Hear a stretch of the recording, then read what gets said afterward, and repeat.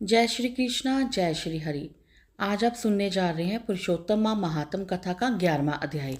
तो हम अपना अध्याय पढ़ना शुरू करते हैं। जय श्री कृष्णा। नारद जी बोले, सब मुनियों को भी जो दुष्कर कर्म है, ऐसा बड़ा भारी तप जो इस कुमारी ने किया, वह हे मुने हमें सुनाइए। श्री नारायण बोले, अनंत ऋषि कन्या ने भगवान शिव, शांत पंचमुख सनातन महादेव को चिंतन करके परम दारुण तप आरंभ किया। सर्पों का आभूषण पहने देव, नंदी, भृंगी आदि गणों से सेवित, 24 तत्वों और 3 गुणों से युक्त, अष्ट महासिद्धियों तथा प्रकृति और पुरुष से युक्त, अर्धचंद्र से सुशोभित, मस्तक वाले जटाजूट से विराजित भगवान शिव का उस बाला ने परम तप आरंभ किया। ग्रीष्म ऋतु के सूर्य होने पर भी उसमें बीच बीच में बैठकर, हेमंत और शिशिर ऋतुओं में ठंडे में जल में बैठकर, खुले और मुख वाली जल में खिले हुए कमल की तरह सुशोभित होने लगी। सिर के नीचे फैली हुई काली और नीली अलकों से ढकी हुई वह जल में ऐसे मालूम होने लगी कि कीचड़ की लता सेवारों से समूह से घिरी हों।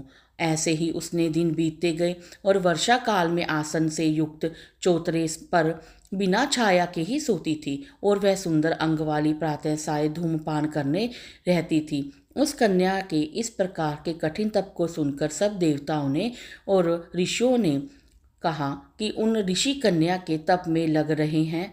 जैसे नृपनंदन, हे ऋषि भूषण, 9,000 वर्ष व्यतीत हो गए।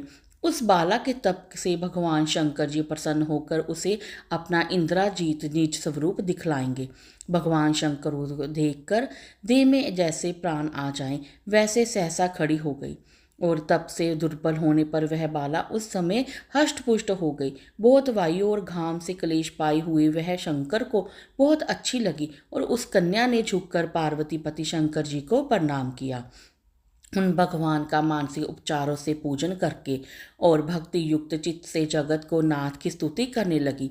कन्या बोली, हे पार्वती पते प्राणनाथ, हे प्रभु, हे भूतेश्वर, हे शंभु, मेरे आधार आपको मेरा बारंबार प्रणाम है।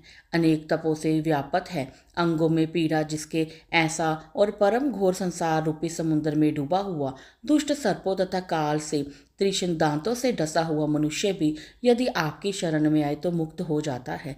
हे शंभु, जिन आपने बानासुर को अपनाया और मरी हुई अलकर्क राजा की पत्नी को जलाया, ऐसे आप हे दयानाथ भूतेश्वर और प्राणनाथ, मेरे दक्ष प्रजापति के मुख को ध्वंस करने वाले, हे समस्त शत्रुओं का नाश करने वाले, सदा भक्तों के संसार को छुड़ाने वाले, हे जन्मदाता, हे प्रथम सृष्टि के कर्ता प्राणनाथ, हे पापों को नाश करने वाले, आपको बारंबार नमस्कार है। आपकी सेवाओं की रक्षा कीजिए, आप मेरी भी रक्षा कीजिए। बड़ी भगवती मेधावी की तपस्वी कन्या इस प्रकार मन में वाणी से शंकर जी की स्तुति करके चुप हो गई। श्री कृष्ण जी बोले, कन्या द्वारा की हुई स्तुति सुनकर और उसके द्वारा किए हुए उप तप से प्रमुख कमल और सदाशिव कन्या से बोले, हे तपस्विनी, तेरा कल्याण हो। तेरे मन में जो अभिष्ट है वह वर तू मांग।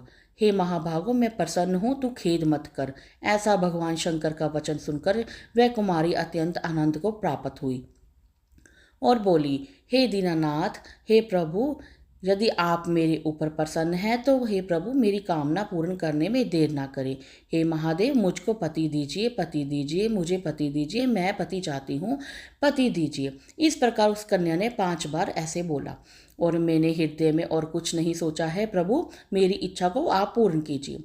वह ऋषि कन्या इस प्रकार महादेव से कहकर चुप हो गई। तब यह सुनकर महादेव जी उससे बोले, शिव जी बोले, हे मुनि कन्याएं, हे मुनि की कन्या, तूने जैसा आपने मुंह से कहा है वैसा ही होगा। और वो सुंदरी कन्या, तेरे 5 पति होंगे और तेरे 5 वीर सर्वधर्मात्मा, सज्जन, सत्य पराक्रमी, यज्ञ करने वाले, अपने गुणों में प्रसिद्ध, सत्य और प्रसिद्ध जितेंद्रिय, तेरा मुख देखने वाले सभी क्षत्रियों और गुणवान होंगे। श्री कृष्ण बोले, ना तो अधिक प्रिय ना ही अधिक अप्रिय। ऐसा महादेव के वचन को सुनकर बोलने में चतुरता और कन्या झुककर बोली।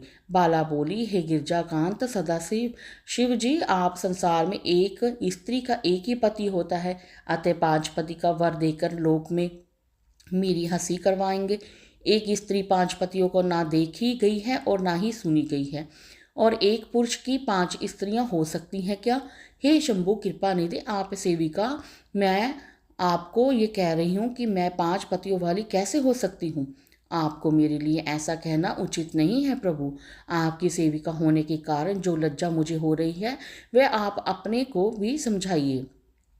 कन्या का यह वचन सुनकर शंकर जी बोले, हे भीरू, इस जन्म में तुझे पति सुख नहीं मिलेगा।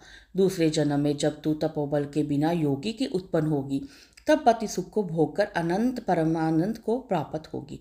क्योंकि मेरी प्रिय मूर्ति दुर्वासा का तूने पहले अपमान किया है, और दुर्वासा यदि क्रोध करे तो तीनों भवनों को भी जला सकते हैं। तो सूने अभिमान वंश तूने उसका मर्दन किया है। जिस अधिमास को भगवान कृष्ण ने अपना ऐश्वर्य दे दिया, उस भगवान के प्रिय पुरुषोत्तम मास का व्रत तूने नहीं किया। मैं ब्रह्मा आदि को लेकर सब देवता, नारद आदि से लेकर सब तपस्वी जिसकी आज्ञा सदा मानते चले आए हैं, हे बाले, उसकी आज्ञा का कौन उल्लंघन करता है। लोग पूजित पुरुषोत्तम मास की दुर्वासा की आज्ञा से तूने पूजा नहीं की, और इसलिए तेरे 5 पति होंगे। तो हे बाले, पुरुषोत्तम के अनादर करने पर अब अनाथा नहीं हो सकती। तो उस पुरुषोत्तम की निंदा करता है वो रौरव नरक का भागी बनता है। पुरुषोत्तम का अपमान करने वाले को विपरीत ही फल प्राप्त होता है।